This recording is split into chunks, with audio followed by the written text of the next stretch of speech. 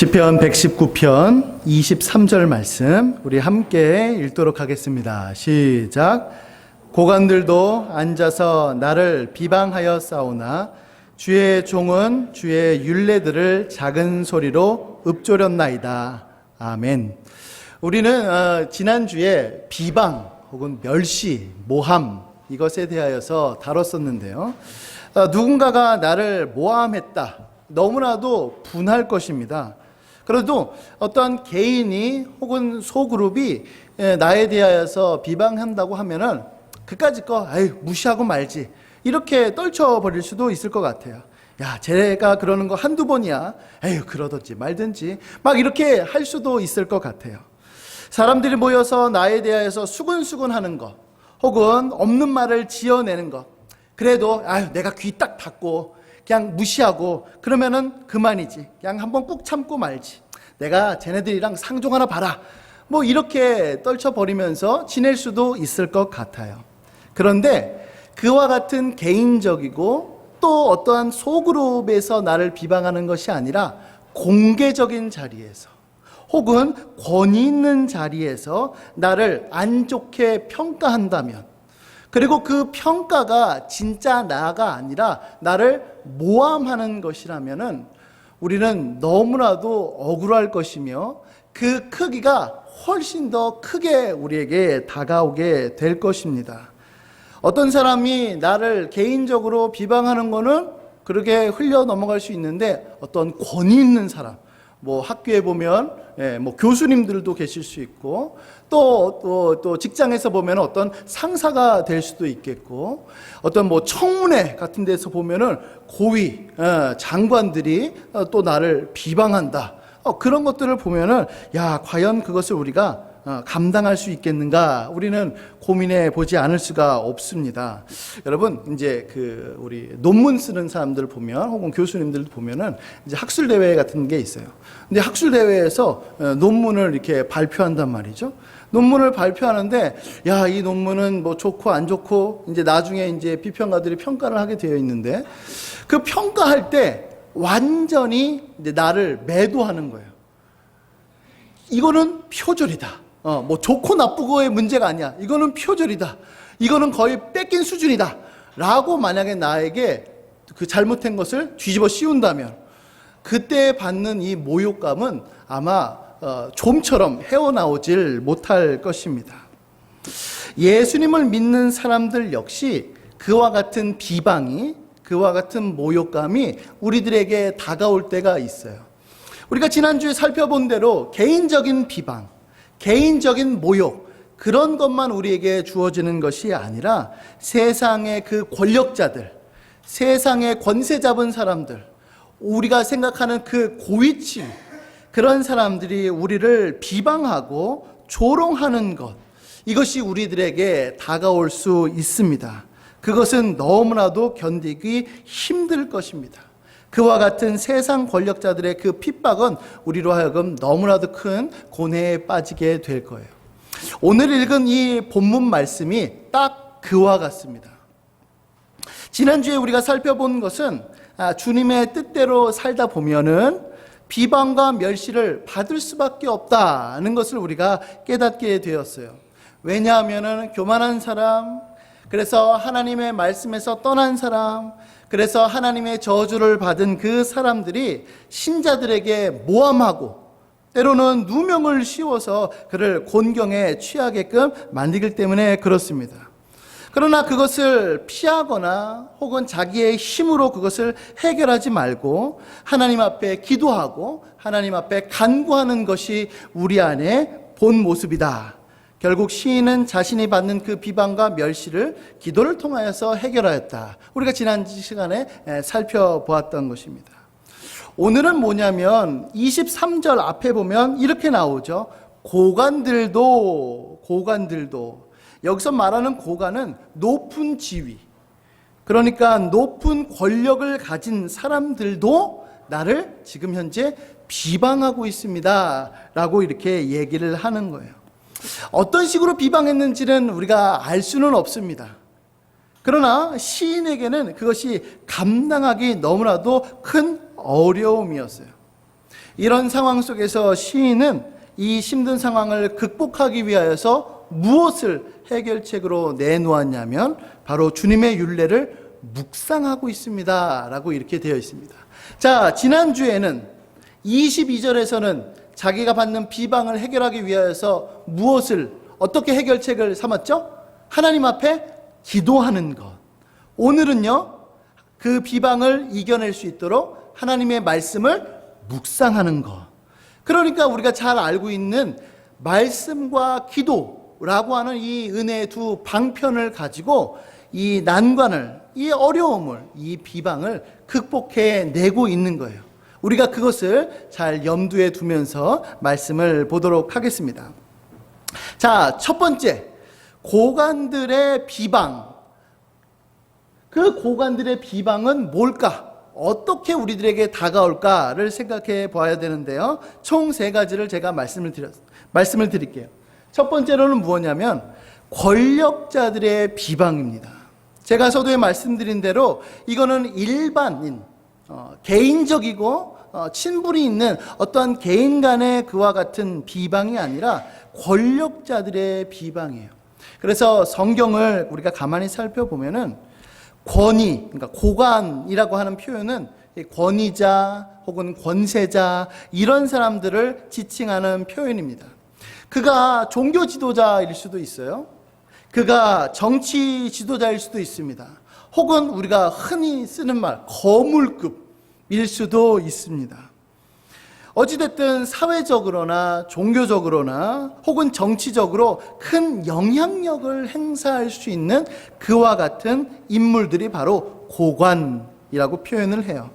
자, 여기서 뭐라고 얘기하냐면 고관들도 자기를 비방한다라고 이렇게 얘기해 있어요. 사실 그 앞에 생략됐다기보다는 어떠한 단어가 있으면은 더 우리가 성경을 이해하는데 좋을 텐데 그것은 바로 심지어예요. 23절 앞에.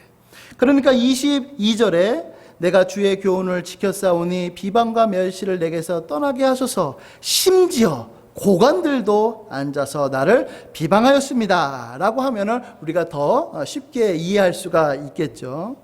그러니까 심지어 이 권력자들도, 세상의 권세 잡은 사람들도 자기 자신을 지금 비방하고 있는데, 많은 주석가들이, 많은 주해자들이 이 고관이라고 하는 23절이라고 말씀했기 때문에 22절에서 나오는 비방자들은 아마 개인적이고 또 어떠한 소수 평범한 사람들, 그런 사람들의 비방일 것이었고 23절에 나와 있는 이 비방자들은 말 그대로 거물급이 한 비방이었다라고 지금 이렇게 얘기를 합니다.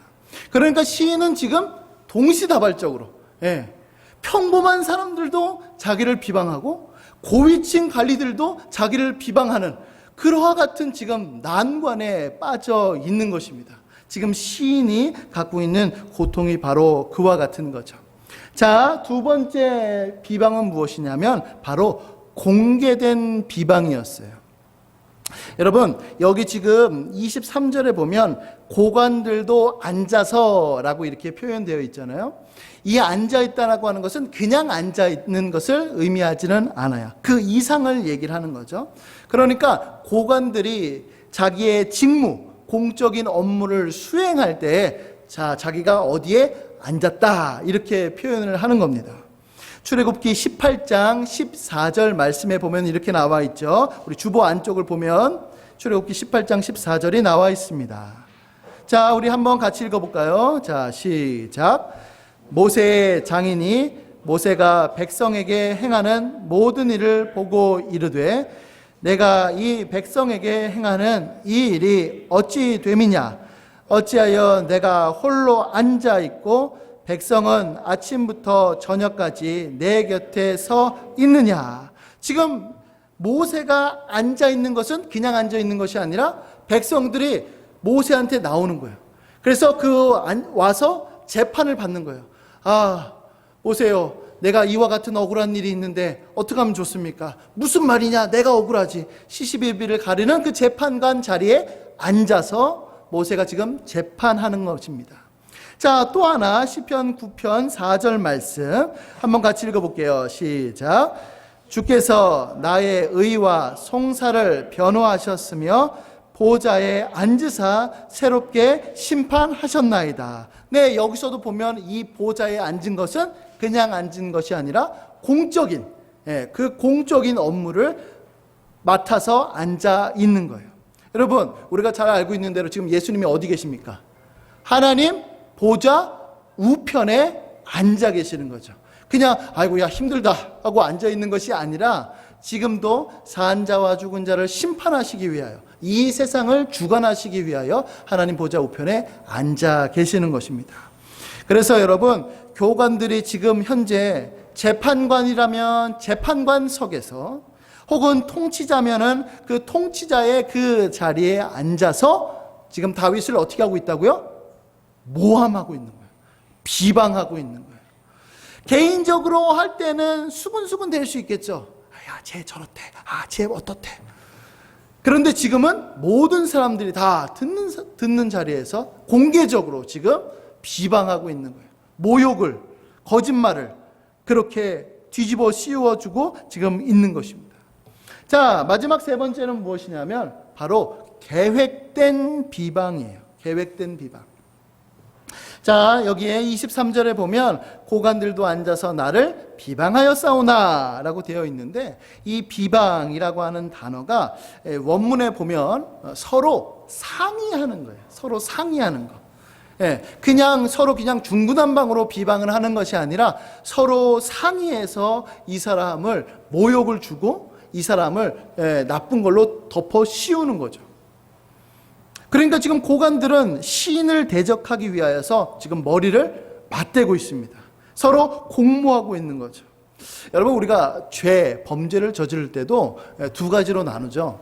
하나는 우발적인 범죄냐, 아니면 계획적인 범죄냐. 우발적인 범죄라면 똑같은 죄라고 할지라도 형벌이 조금은 낮죠. 그러나 계획적인 범죄는 이거는 완전히 말이 다른 거예요. 차원이 다른 겁니다. 형벌이 훨씬 더 무겁습니다. 지금 고관들이 하고 있는 죄는 마치 그런 거예요. 계획하고 공모해서 이 사람에게 완전히 누명을 씌우고 비방해서 완전히 하나님의 백성이 아닌 걸로 만들어버리는 그와 같은 모욕감을 지금 시인에게 주고 있는 것입니다. 그래서 여러분, 다니엘서 6장 3절부터 9절에 보면 그 내용이 너무나도 자세히 나와 있어요. 자, 다니엘서 6장 3절부터 9절 제가 한번 읽어볼게요. 자, 다니엘은 마음이 민첩하여 총리들과 고관들 위에 뛰어남으로 왕이 그를 세워 전국을 다스리게 하고자 한지라.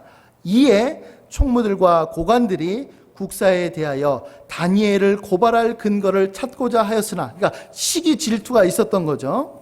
아무 근거, 아무 허물도 찾지 못하였으니 이에 총리들과 고관들이 모여 왕에게 나아가서 그에게 말하되, 나라의 모든 총리와 지사와 총독과 법관과 관원이 의논하고 왕에게 한 법률을 세우며 그 한 금령을 정하실 것을 구하나이다. 왕이여, 그것은 곧 이제부터 30일 동안에 누구든지 왕 외의 어떤 신에게나 사람에게 무엇을 구하면 사자굴에 던져놓기로 한 것이니이다. 이에 다리오 왕이 조서에 왕의 도장을 찍어 금령을 내니라. 우리가 잘 알고 있는 대로 그 유명한 다니엘이 사자굴에 빠지게 된 그와 같은 배경입니다. 그러니까 그 다리오 왕이, 이 다니엘이 워낙에 뛰어나니까 총리들이 있는데 그 총리들의 총리, 왕 바로 밑에로 이제 다니엘을 등용해서 사용했어요. 그런데 이제 많은 사람들이 시기와 질투가 있으니까 어떻게 해서든지 얘를 걸고 넘어지고 싶은 거예요. 그래서 그 사람을 끌고 내려오고 싶은 거죠. 그래서 막 찾고 있는 거예요. 오늘날로 얘기하면 이 사람이 지금 비리가 있느냐 없느냐, 털어서 먼지 안 나온 사람이 있냐 없느냐, 우리 지금 청문회 일어나면 뭘 했니 많이 막 그런 것들 찾는데 세상에 너무 결백한 거예요. 이 뭔가 흠을 잡으려고 그러는데 하나도 없는 거예요. 꾀를 낸 거죠. 이 사람이 다른 것으로는 흠을 잡을 수가 없으니까 바로 그거, 이 사람이 믿는 율법, 하나님께 기도하는 그 섬기는 그것을 가지고선 이 사람을 흠집을 내야겠다, 이 사람을 끌어내려야겠다 라고 이렇게 생각을 한 거예요. 그래서 서로 의논하죠. 그러니까 다니엘이 매일 하루에 3번씩 기도했거든요. 그것을 딱 보면서 왕과 다른 신에게 혹은 우상에게 누구든지 절하면 그 사람을 사자굴에 집어넣도록 하자. 왕이 아무 생각 없이 도장을 꽝 찍었죠. 결국엔 다니엘은 그 모함, 그 음모에 빠지게 되었던 것입니다. 우리가 잘 알고 있는 대로 그것은 결국에는 하나님의 은혜로 인하여서 사자굴에 들어갔지만, 그 사자굴에 들어간 다니엘은 하나님의 은혜로 사자에게 잡혀먹지 않게 됐고, 결국에는 그 모함에서부터 건진받게 되었어요. 어찌됐든 다니엘이 받았던 그 비방, 모함, 음모, 그런 거와 같이 지금 시인도 사람들에게 그와 같은 비방을 지금 받고 있는 것입니다. 권력자들에 의해 공개적으로 그리고 계획된 비방을 지금 받고 있어서 아주 큰 고통 속에 지금 신음하고 있는 것이죠. 자, 그러면 이제 시인은 어떻게 그 문제, 그 어려움을 해결했을까? 해결책은 무엇인가? 2가지인데요. 첫 번째는 무엇이냐면 바로 자신의 정체성을 지금 확립하고 있어요. 자신의 정체성을 지금 다시금 기억하고 되새기고 있어요. 자, 23절 다시 한번 볼게요. 고관들도 앉아서 나를 비방하여 싸우나 주의 종은, 이렇게 나오죠. 다른 절에서는 어떻게 나오죠? 그냥 제가, 내가, 이런 식으로 그냥 나를 얘기하는데 여기서는 주님의 종이라고 부릅니다. 여러분, 우리가 주의 종에 대하여서는 17절, 우리가 17절을 다루면서 배웠었어요. 17절에도 뭐라고 나오죠? 주의 종을 후대하여 살게 하소서라고 이렇게 표현합니다. 그냥 주님 저를 도와주세요, 저를 도와주세요라고 하지 않고 주의 종을 후대하소서라고 이렇게 표현해요. 이것은 바로 어떤 의미냐라고 했을 때 제가 2가지 의미를 갖고 있다라고 말씀을 드렸어요. 주님의 종이라고 하는 의미는 주님의 뜻대로 살아야 한다라고 하는 존재이고, 2번째 이유는 바로 무엇이냐면 주님의 보호하심을 받을 자격이 있는 언약적인 관계에 있는 사람입니다 라고 얘기를 하는 거예요. 자, 이를테면 저 좀 도와주세요, 저 좀 도와주세요 라고 얘기하는 거랑, 하나님 저는 주님의 자녀입니다, 저는 주님의 종입니다, 저는 주님의 어떤 존재입니다, 그러니 저를 살려주셔야지요 라고 하는 거는 굉장히 다른 거예요. 지금 시인은 하나님 앞에 뭐라고 얘기하냐면, 비방을 받고 있지만 주의 종은, 주님의 뜻대로 살아야 되는 주의 종은, 주님의 언약 관계에 맺어져 있는 주의 종은 다른 것을 의지하지 않고 다른 것을 찾지 않고 하나님의 말씀을 지금 묵상하고 있습니다. 그것으로 저는 해결책을 세우고 있습니다 라고 이렇게 얘기를 하고 있는 겁니다. 여러분, 자기 정체성을 상기시키는 것은 매우 매우 중요해요. 왜냐하면 그 환난과 핍박이 닥쳐왔을 때 늘 항상 생각해야 되는 것은 무엇이냐면 주의 종답게 극복하는 거예요. 그렇죠? 절망적인 상황 속에서 인간적인 방법으로 해결하는 것이 아니라, 그렇지, 내가 주님의 종인데, 내가 주님의 자녀인데 다르게 어떻게 해결하겠는가? 바로 주님의 방식대로 극복해야지. 우리가 이런 생각을 하게 되는 거예요. 저는 이제 중고등부 아이들을 가르칠 때 늘 항상 물어봐요. 뭘 물어보냐면, 얘들아 너는 누구니? 너의 신분은 뭐야? 신분은 뭐야? 이렇게 물어봐요. 그러면 애들이 열의 열은 다 이렇게 얘기합니다. 저 학생인데요. 저 학생이래요. 그렇지, 너 학생이지. 네. 자기 인식이 학생이면 뭐를 하냐면 학생으로서의 본분을 수행하는 거예요. 그래서 나는 학생이니까 공부해야 되고, 학생이니까 뭐도 해야 되고, 학생이니까 시험도 잘 봐야 돼요. 자, 문제는 뭐냐면 그 학생이라고 하는 자기 정체성이 너무 강해서 주일도 학원에 나가는 거예요. 시험 공부가 바쁘면 나는 학생이니까, 나는 수험생이니까, 나는 수능을 잘 봐야 되니까, 대학에 들어가야 되니까 예배도 없어지는 거예요. 그래서 제가 아이들한테 얘기합니다. 너는 학생이기 이전에 너는 크리스찬이다. 너는 학생이기 이전에 하나님의 자녀다. 그 사실을 잊지 마라. 학생이라고 하는 본분 중요하고, 학생이라고 하는 본분은 우리가 소중히 생각해야 하지만, 그러나 그 위에 있는 것은 하나님의 자녀, 그리스도인이라고 하는 신분이 더욱더 중요하다. 이해하겠어요? 우리도 마찬가지예요. 우리가 바쁘고 힘들고 어려운 일이 닥쳐올 때 자기의 신분을 놓치면 다른 식으로 해결을 하려고 하죠. 다른 방법으로 그것을 극복하려고 해요. 그러나 내가 하나님의 종이니까 하나님의 뜻대로, 하나님의 종이니까 하나님의 방식대로 그 문제를 해결하려고 하는 때에 중요한 것, 내 정체성, 그것을 확립하는 것입니다. 지금 시인은 바로 그것을 지금 분명하게 하고 있는 거예요. 자, 두 번째는 바로 무엇이냐면 바로 말씀을 묵상하는 겁니다. 여러분 23절 하반절에 이렇게 나와요. 주님의 종, 주의 종은 주의 율례들을 작은 소리로 읊조렸나이다, 이렇게 되어 있어요. 우리가 이것도 이미 그 15절 말씀을 배울 때 살펴봤죠. 그러니까 읊조린다라고 하는 말은 다른 말로 우리가 묵상한다라고 하는 말이죠. 그러니까 하나님의 말씀을 읊조리면서 조용히 되새기면서 그 뜻이 무엇일까, 이 뜻이 어떤 의미인가를 곰곰이 생각해 보면서 한 글자 한 글자 씹어가면서 읽는 방법, 그것을 바로 우리는 묵상이다, 조용히 읊조린다라고 우리가 배웠습니다. 지금 시인은 하나님의 법을, 하나님의 말씀을, 하나님의 뜻이 무엇인지를 지금 살피고 있는 거예요. 왜요? 자기의 신분이 주님의 종이니까 살피고 있는 거예요. 그들은 공개적인 자리에서 드러내놓고 시인을 비방했습니다. 만약에 주의 종이라고 하는 인식이 없으면 어떻게 나갈까요? 나도 그냥 비방해버리는 거예요. 주님의 종이라고 하는 인식이 없으면 어떻게 해요?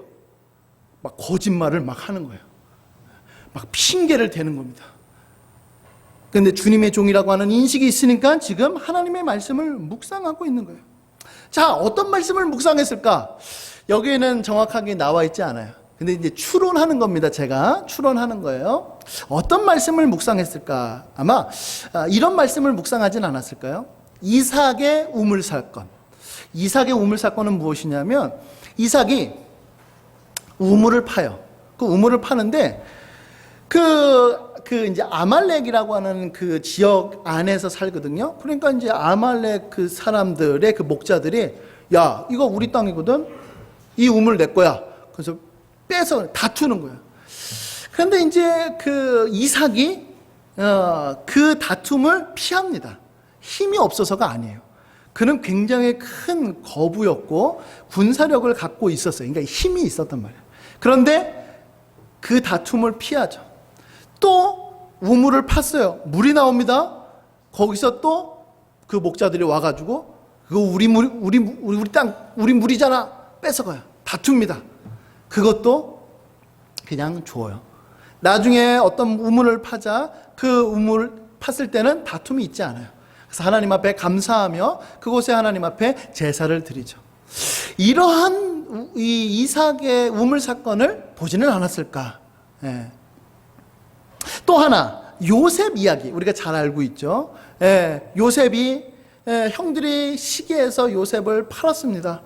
그 판 사건을 통하여서 요셉이 안갚음을 하지 않죠. 자기가 권력을 갖고 있었음에도 불구하고 안갚음을 갚지 않고 선으로 다시 돌이켜주죠. 그런 사건을 보지는 않았을까? 혹은 아론과 미리암, 그 아론과 미리암이 모세를 비방한 사건, 그것을 혹시나 보지는 않았는가?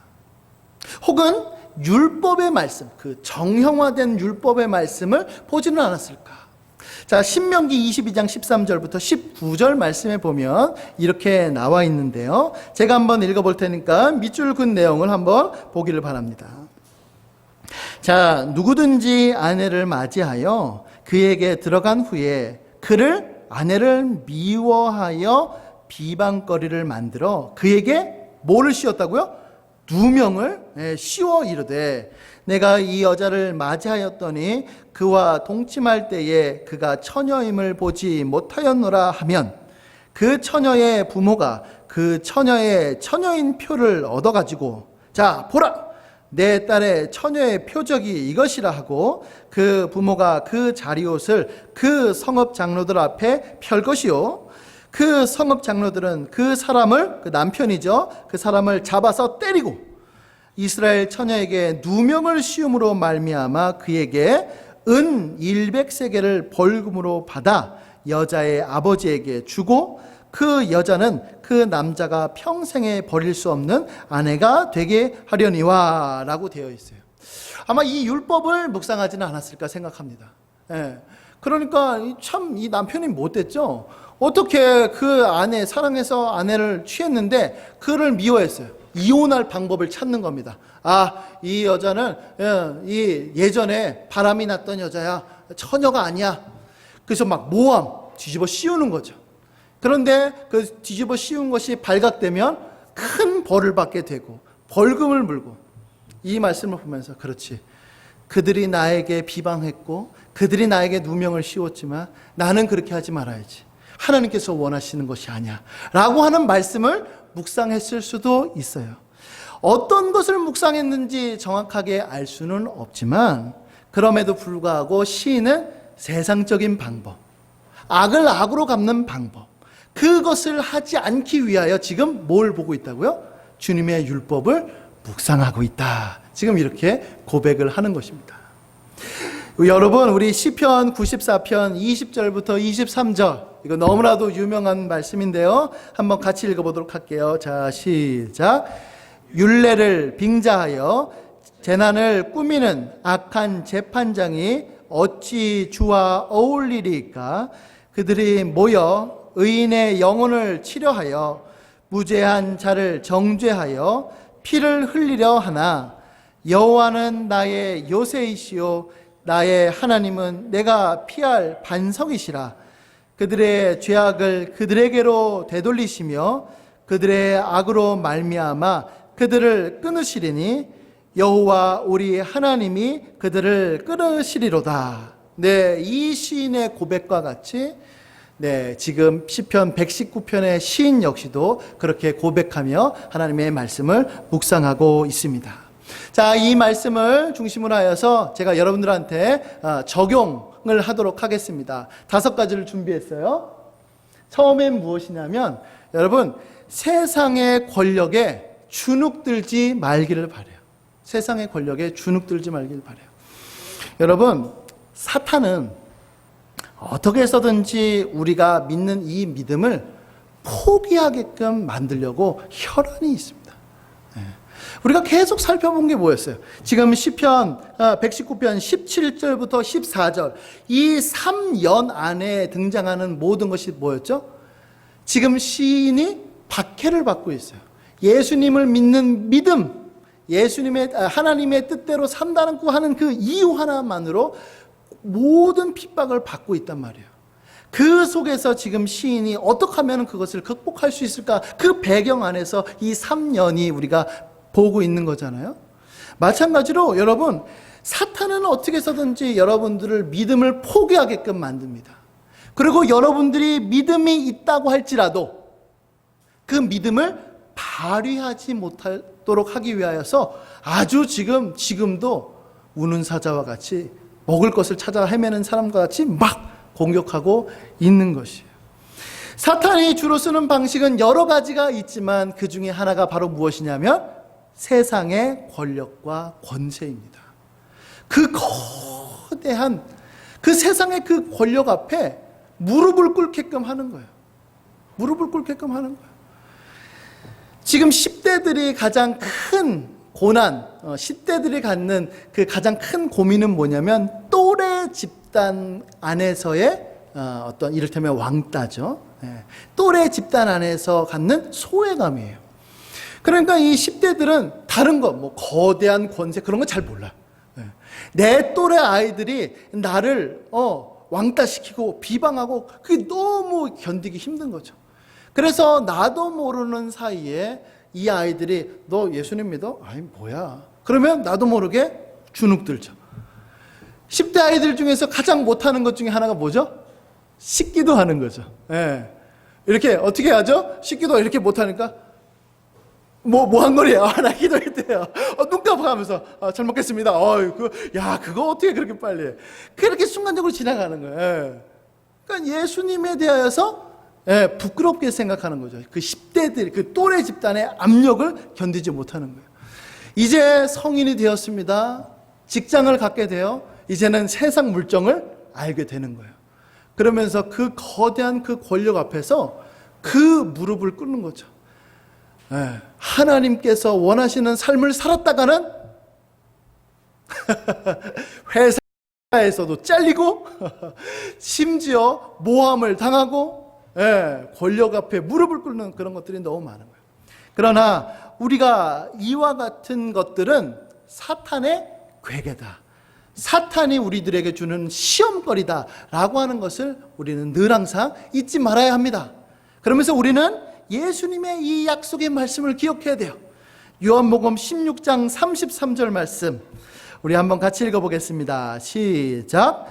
이것을 너희에게 이르는 것은 너희로 내 안에서 평안을 누리게 하려 함이라. 세상에서는 너희가 환난을 당하나 담대하라. 내가 세상을 이기었노라. 아멘. 이 말씀을 기억하는 거예요. 그래, 얘네들이 나에게 해봤자 나 자르기밖에 더 하겠냐? 나를 해봤자 나를 죽이기밖에 더 하겠냐? 예수님께서 말씀하셨죠. 너희들의 목숨을 해하는 사람들을 두려워하지 말고 너희들의 목숨과 너희들의 영혼을 능히 지옥에 빠뜨릴, 지옥에 집어넣을 하나님을 두려워하라. 그러므로 여러분 세상에 주눅들지 말고 세상의 그것에 그 거대 권력에 무릎 꿇지 말고 담대하게 싸우며 나아가길 바랍니다. 자, 두 번째는 무엇이냐면 바로 세상과 싸울 때 세상의 무기로 싸우지 마십시오. 여러분, 세상의 무기, 아까 전에 사탄의 그 무기가 그 중에 뭐였냐면 권력이었어요. 또 하나가 무엇이냐면 거짓입니다. 거짓말이에요. 음모, 모함, 비난, 이 모든 것들은 다 거짓입니다. 우리가 창세기 3장에서 살펴본 대로 사탄의 주 무기가 뭐였죠? 거짓말이었죠. 거짓말로 유혹하는 거예요. 그래서 내가 거짓말을 당하면 나도 모르는 사이에 똑같이 갚아주고 싶은 거예요. 그러나 세상은 그렇게 우리를 속인다 할지라도 하나님의 백성은 뭘로 나가야 되죠? 진리로, 진실로 그것을 맞서 싸우는 거예요. 그래서 우리가 그 마틴 루터가 지은 찬송가 중에 내 주는 강한 성이요라고 하는 찬양이 있단 말이에요. 거기에 보면 이렇게 나와요. 마귀야, 마귀는 뭐죠? 거짓으로 이 세상을 점령하려고 하고 나를 해하려고 하나 겁내지 말고 섞어라. 내가 진리로 이기리로다. 이렇게 마틴 루터가 찬송을 불렀어요. 마틴 루터가 정말로 겁이 많았습니다. 그의 그 어떠한 이제 초상화를 보면은 강아지로 비유하면 불독처럼 생겼어요. 우락부락하게. 그런데 그 우락부락하게 생긴 그 마틴 루터가 속으로 너무 무서웠어요. 왜 무서웠냐면 지금 이제 거대한 그 로마 카톨릭 앞에서 자기가 이제 내세우는 그 종교개혁의 원리를 지금 이제 얘기를 해야 되는데 그거를 얘기했다가는 뭐가 되냐면 추방이 돼요. 그러니까 그 독일이라고 하는 나라에서 이제 출교가 됩니다. 에이, 뭐 출교? 그게 뭐가 무섭다고. 그게 아니에요. 출교가 되는 순간 그 사람은 누군가가 목숨을 해한다 할지라도 그것에 대하여서 아무런 보호를 받지 못하는 거예요. 그러니까 이 마틴 루터가 출교를 당했어요. 출교를 당하는 순간 누군가가 마틴 루터를 죽였어요. 죽여도 누구 하나 꿈쩍도 안 해. 이 사람 누가 죽인 거야? 찾지도 않아요. 이게 바로 출교예요. 그러니까 그 거대한 로마 카톨릭의 그 권력자들 앞에서 네가 주장한 이거 철회해. 철회하면 너가 봐줄 거야. 여태까지 했던 거 다 넘어갈 거야. 그러나 철회하지 않으면 너는 출교야. 곧 출교는 너는 곧 죽음이야. 이와 같은 거거든요. 그러니까 마틴 루터가 이렇게 얘기하는 거죠. 주님, 제가 여기 있습니다. 저를 붙드소서. 그렇게 하면서 종교개혁이 진행이 되는 거예요. 그래서 거짓으로 모욕할 때 우리는 진리로 맞서 싸워야 합니다. 누군가가 악을 행했을 때 악을 악으로 갚는 것은 사탄의 전술입니다. 예를 들어서 제가 나를 때렸어요. 그래? 너 뭐야? 하고 때리면 서로 싸우는 것 같지만 사탄이 그걸 보면서 잘하고 있어. 내가 원하는 방식이야. 이렇게 얘기를 하는 거예요. 그러나 세상의 방식이 아니라 하나님의 방식은 뭐죠? 악을 선으로 갚는 거죠. 원수를 위하여 기도하는 겁니다. 원수를 사랑하는 거죠. 이게 바로 하나님의 방식입니다. 직접 해결하려고 하지 않고 하나님께 의탁하는 것, 내가 친히 복수하는 것이 아니라 바로 하나님 앞에 의탁해서 하나님께서 심판하시는 것, 이게 바로 하나님의 방식인 것이죠. 바로 여러분들 세상과 싸울 때 이 세상의 무기로 싸우지 말고 하나님의 방식으로 승리하기를 바랍니다. 자, 세 번째는 무엇이냐면 바로 문제에만 너무 초점을 맞추지 말기를 바라요. 여러분, 자기의 그 모든 신경을 상대방의 그 비난, 상대방의 그 모욕 주는 것, 이런 거에 자꾸만 신경을 쓰다 보면 거기에 이렇게 함몰되게 되어 있어요. 그게 사소한 거라고 할지라도 그게 머릿속에서 계속 맴돌아서 그게 내가 너무 괴로운 거예요. 그런데 지금 시인은 어디를 향하고 있죠? 그 비방거리에 향하고 있는 것이 아니라 자기의 시선을, 자기의 눈을 돌려서 하나님의 말씀을 묵상하는 쪽으로 돌리는 거예요. 이 비방자들이 나를 비방했어. 비방자들이 나한테 너 똑바로 안 하면 너 제거할 거야. 거기에 온통 신경이 쓰이니까 어떻게 해야 되지? 하나님의 뜻대로 살다가는 내가 죽을 것 같아. 시선을 하나님의 말씀으로 돌리는 거죠. 하나님께서 말씀하시는 거예요. 원수 갚는 것이 내게 있으니 너는 나한테 의탁해라. 그 하나님의 말씀을 보면서 그렇지. 악인들이 지금 나를 공격한다 할지라도 선하시고 의로우신 재판관인 하나님께 내가 의탁해야지. 시선을 그쪽으로. 문제로 자꾸만 초점을 맞추지 않아야 돼요. 자, 그래서 시편 94편 19절에는 이렇게 말씀하고 있습니다. 내 속에 근심이 많을 때에 주의 위안이 내 영혼을 즐겁게 하시나이다. 시편 37편 16절부터 17절에는 이렇게 나옵니다. 내가 어쩌면 이를 할까 하여 생각한즉 그것이 내게 심한 고통이 되었더니 하나님의 성소에 들어갈 때야 그들의 종말, 악인들의 종말을 내가 깨달았나이다. 자, 시편 42편 11절, 우리가 너무나도 유명한 말씀 같이 읽어보겠습니다. 자, 시작. 내 영혼아, 내가 어찌하여 낙심하며 어찌하여 내 속에서 불안해하는가? 너는 하나님께 소망을 두라. 나는 그가 나타나 도우심으로 말미암아 내 하나님을 여전히 찬송하리로다. 아멘. 지금 시인이 어디서요? 낙심하고 있는데 내 속에서 낙심하는 거예요. 내 속에서 불안해하는 거예요. 내가 가진 힘만으로는 이게 감당이 안 되거든요. 그러니까 그 시인이 뭐라고 얘기해요? 내 속에서 왜 불안에 떨고 있냐? 너가 할 수 있는 거 아무것도 없어. 그러니 하나님께 소망을 두라. 하나님만 바라봐라.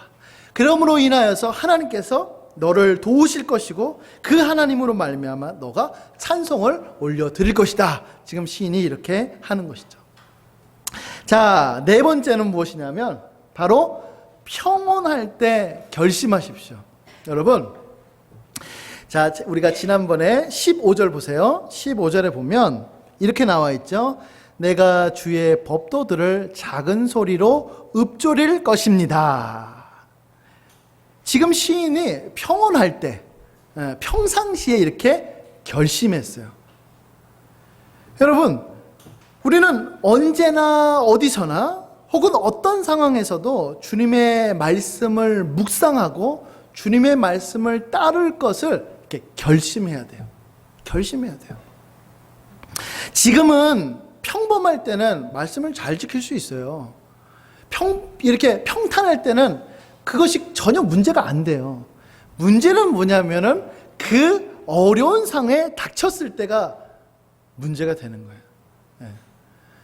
믿음은 언제 발휘가 되냐면 바로 고난이 왔을 때, 환난이 왔을 때, 내게 위협이 닥쳐왔을 때 그 믿음, 내가 갖고 있는 믿음이 빛을 발하는 거예요.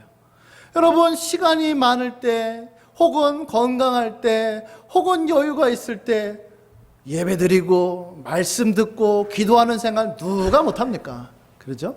그런데 바쁜 생활 속에서도 어떻게 하면 내가 말씀 생활에 어떻게 하면 그렇게 할까? 그렇죠? 고난이 닥쳐올 때 어떻게 하면 주님의 말씀대로 살까? 그렇죠? 그것을 하기 위해서는 평상시에 평온할 때 결심하는 거예요. 그렇지, 내가 이렇게, 내가 저렇게, 이렇게. 요건 이제 개인적인 여담인데, 지금 이제 목사님은 이제 개인적으로 이런 이제 나름대로의 결단을 해요. 그럼 바로 무엇이냐면 이제 차별금지법 안에서의 그 동성애 관련된 문제인데, 이제 동성애에 대한 부분에 대하여서 동성애는 죄다라고 말하면 벌금을 문다든지 아니면은 이제 뭐 잡혀간다든지 막 이제 그러한 법률이 막 통과될까 말까 막 지금 이제 이러고 있단 말이에요. 근데 이제 만약 그것이 통과된다면, 미국처럼 혹은 이제 유럽처럼 통과된다면 나는 어떻게 할 것인가, 이제 목사님 개인적으로 하는 거예요. 그래서 이제 그 목사님 사모님한테 이제 얘기를 합니다. 여보, 마음 단단히 먹어라. 뭘 단단히 먹냐? 내가 언제, 어디서 이를테면은 이렇게 동성애는 죄입니다. 동성애는 안 됩니다. 라고 말할지 모른다. 그럴 때 내가 감옥에 갇힐 수도 있다. 그때를 대비해야 된다. 이렇게 얘기해요. 사모님이 뭐라고 생각하겠습니까? 아이고, 무슨 소리 하는 거야. 당신 설교를 누가 듣겠어. 아무도 모를 수 있어요. 자, 목사님이 이렇게 나름 그 결심을 하는 거예요. 근데 막상 어떻게 될까요? 그 앞에 서면 에휴, 무슨 말을 하겠어요. 그렇죠? 아마 이를테면 전문 용어로 쫄아가지고 부들부들 떨면서 말 못할 수도 있을 것 같아요. 그래도 평상시에 결심하는 거예요. 평상시에 각오하는 거예요. 그래야 그 시기가 닥쳐왔을 때, 어려운 시기가 닥쳐왔을 때 그것이 발휘가 되는 겁니다. 아셨죠? 자, 마지막 다섯 번째는 무엇이냐면 경건한 권력자들이 세워지기를 여러분 기도해야 합니다. 자, 제가 거의 한 3주에 걸쳐서 계속 얘기했어요. 경건한 권력자. 자, 누구에게 제가 이렇게 얘기했죠. 자, 너 신학교에 가라. 안 됩니다. 너 정치인이 되라. 안 됩니다. 이유가 뭐죠? 머리가 노랗기 때문입니다. 누군가가 얘기를 했는데 미안합니다.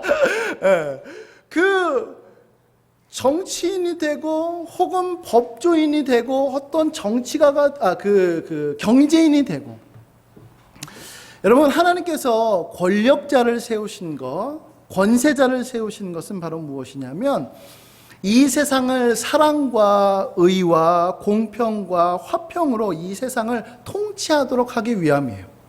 그래서 그것을 통치함을 통하여서 그 백성들이, 그 나라 시민들이 그 통치 아래서 하나님 앞에 그 평안을 누리고 그들이 갖고 있는 것으로 인하여서 신앙의 자유를 누리고, 그렇죠? 그 다음에 부정부패 이런 것들을 다 멀리하고, 이런 것들을 위하여서 사실 이 세상의 권세자들, 권력자들을 하나님께서 세우셨는데, 이제 문제는 뭐냐면 이 권력자들이 권력을 남용하는 거죠.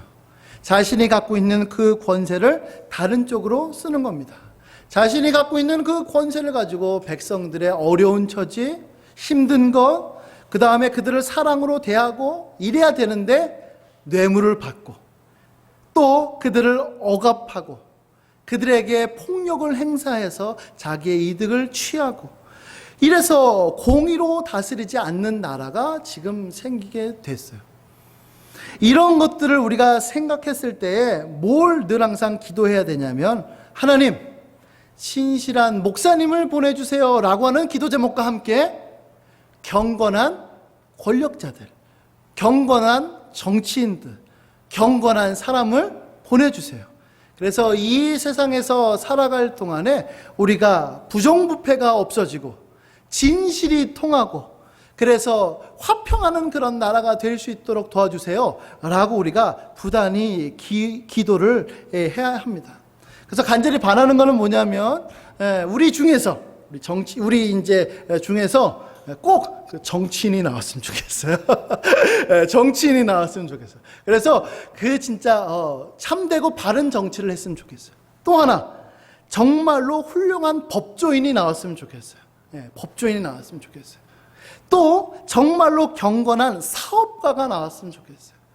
뿐만 아니라 경건하고 거룩한 자신의 소임을 감당하는 그런 직업을 갖고 나타나는 사람들이 나왔으면 좋겠어요. 그래서 이 세상이, 이 나라가 조금 더 소금과 빛의 역할을 감당하는 나라. 그렇죠? 여러분들만이 할 수 있습니다. 하나님께서 여러분들을 빛과 소금으로 부르셨어요. 어떤 사람은 목사님처럼 목사의 역할을, 어떤 사람들은 정치인, 어떤 사람은 법조인, 어떤 사람은 사업가, 어떤 사람들은 그와 같은 화려한 것이 아니라 할지라도 하다못해 부모로, 아빠로, 엄마로, 누구로 부르셨어요. 그 부름 가운데에서 빛과 소금의 역할을 감당하는 겁니다. 누구는 작은 빛이 될 수도 있죠. 누구는 큰 빛이 될 수도 있습니다. 어찌됐든지 간에 그 빛의 역할을 감당함을 통하여서 이 세상이 하나님의 나라로 점차 확산돼 가는 거예요. 세상의 나라는 온갖 권력, 부정부패, 탐욕으로 막 치닫는 그 속에서 하나님의 나라, 하나님의 백성들은 그것과 맞서서 싸워서 이기는 나라. 이것이 바로 하나님께서 여러분들을 부르신 그 목적입니다. 자, 우리 마지막으로 디모데후서 3장 12절부터 17절을 읽을 건데요. 우리 주보 바깥쪽에 보면 박스 처리되어 있어 나와 있습니다. 자, 우리 디모데후서 3장 12절부터 17절까지의 말씀 같이 읽어보겠습니다. 자, 시작. 무릇 그리스도 예수 안에서 경건하게 살고자 하는 자는 박해를 받으리라. 악한 사람들과 속이는 자들은 더욱 악하여져서 속이기도 하고 속기도 하나니, 그러나 너는 배우고 확신한 일에 거하라. 너는 내가 누구에게서 배운 것을 알며 또 어려서부터 성경을 알았나니, 성경은 능히 너로 하여금 그리스도 예수 안에 있는 믿음으로 말미암아 구원에 이르는 지혜가 있게 하느니라. 모든 성경은 하나님의 감동으로 된 것으로 교훈과 책망과 바르게 함과 의로 교육하기에 유익하니, 이는 하나님의 사람으로 온전하게 하며 모든 선한 일을 행할 능력을 갖추게 하려 함이라. 아멘. 말씀을 정리합니다. 여러분, 경건하게 살려고 하면 뭐가 있다고요? 고난이 있기 마련입니다. 우리에게 환난이 있을 수밖에 없습니다. 박해를 받을 수밖에 없는 거죠. 이것을 이겨낼 수 있는 힘은 뭐라고요? 하나님의 말씀을 부단히 묵상하는 겁니다. 배우는 겁니다. 그것을 통하여서 하나님의 사람으로서 온전하게 되고 하나님의 하신 일, 그 뜻을, 선한 일을 감당할 수 있게 되는 것입니다. 이와 같은 주님의 은혜가 우리 청년들과 함께하기를 예수님의 이름으로 간절히 축복합니다. 아멘.